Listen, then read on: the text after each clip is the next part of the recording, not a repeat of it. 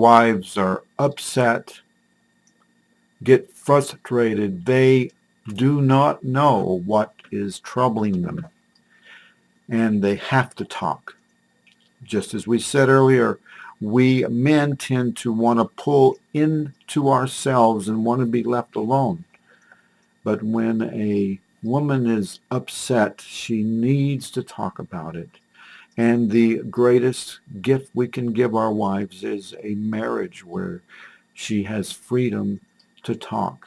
And what we see is that, like we said earlier, it's in the vehicle, with the vehicle of conversation itself, and the man being the one person on the planet chosen to be honored to watch a process that takes place when that good woman, and yes, many of us men know that our wives are good wives or good women, but are confused about what to do in our interaction with them at times. We can love them so much, feel misunderstood, then she gets upset and says, you don't listen to me.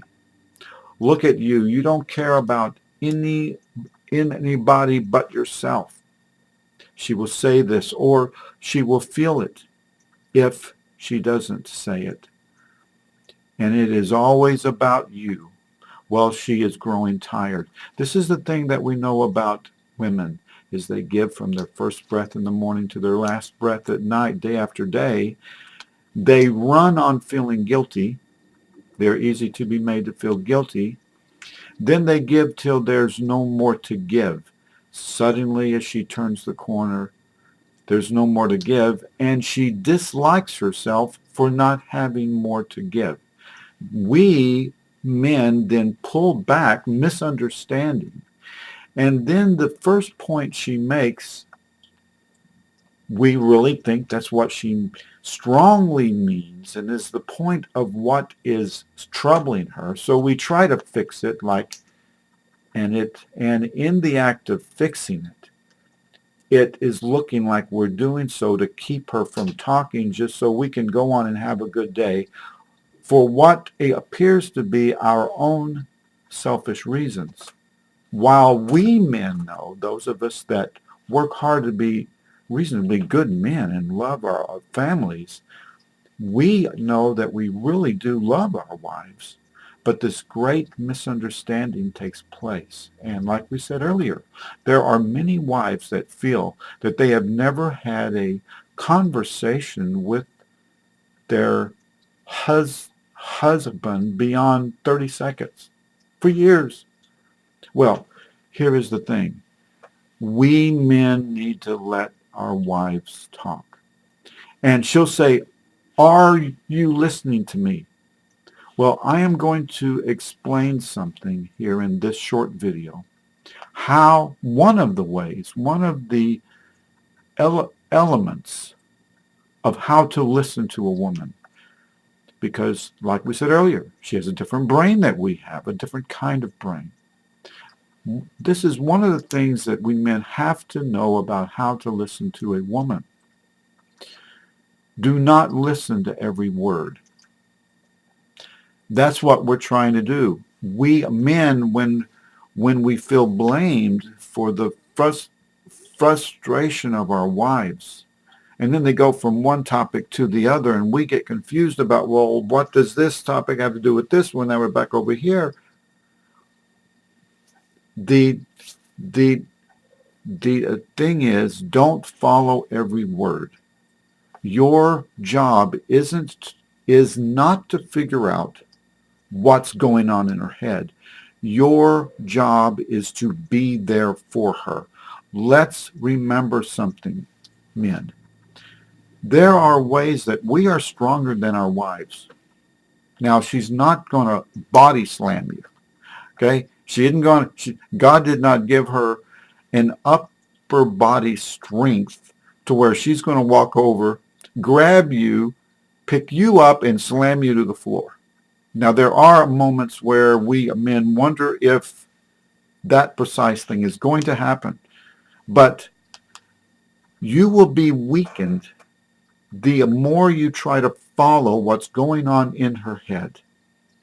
Your job is to be there for her and try not to return anger for anger.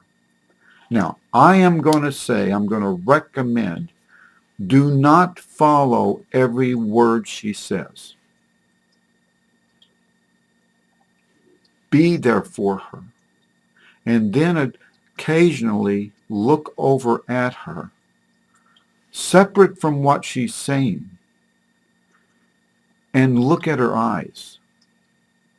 This is while she's speaking, while she's upset, while she's confused, searching for what is troubling her on the inside. Be there. Do not be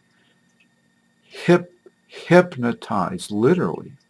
Do not be provoked to follow every word she says. That's not the kind of listening that she needs. She now, who is the presence, who is the sole core compassion in the home by her mere presence, now needs your presence, the body, your body, your desire to be there, because it's the man's job to not abandon his wife. There is a verse in the Bible that says, what God has put together, let no man put asunder. How we often think of that verse is we don't think of ourselves. Men, we ourselves, when our wives give from their first breath in the morning to their last breath at night, and they give and they give and they give, and we appreciate it. We are blessed by their presence. But then when they seem confused and we are perplexed, and then we pull away and we disconnect from our wives at the very moment that they need that connection from our physical manly presence, we have put asunder what God has put together. It's a very interesting thing. And I'm going to say my point again. Do not follow her every word. We believe she's a good woman.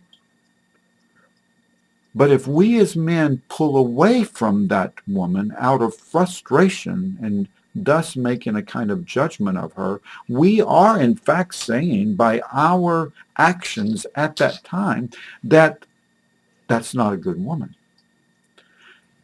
I'm going to say it again. Do not follow her every word, but be there for her. And once in a while, look over at her eyes. Notice something in her eyes that's beautiful, even while she's upset. Notice something about her skin. Remember things about her that touched you and meant so much to you when you were first married.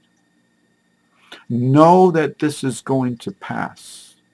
Do not follow every word. You will literally become dizzy. It will provoke you because you do not have a female brain. But what you have, us men say when we're in war and there's a battle, and down in a valley the captain says, John, I am going to need you to storm that bunker, run up that hill, take that bunker out, because if you don't, we are all going to be killed.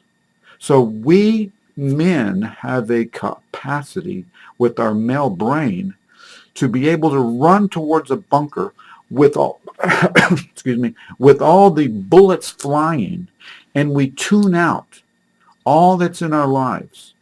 Tune out potential death in order to complete the mission.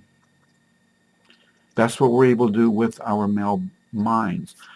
Your job, sir, is to be there for your wife. Do not follow every word. Do not try to make sense of it. Stay there with your presence. Cool down your anger. And once in a while, glance over at her and see something that you remember is beautiful about her. Connect in that way. What you will see is what we've talked about earlier in these videos. She will move from topic to topic to topic.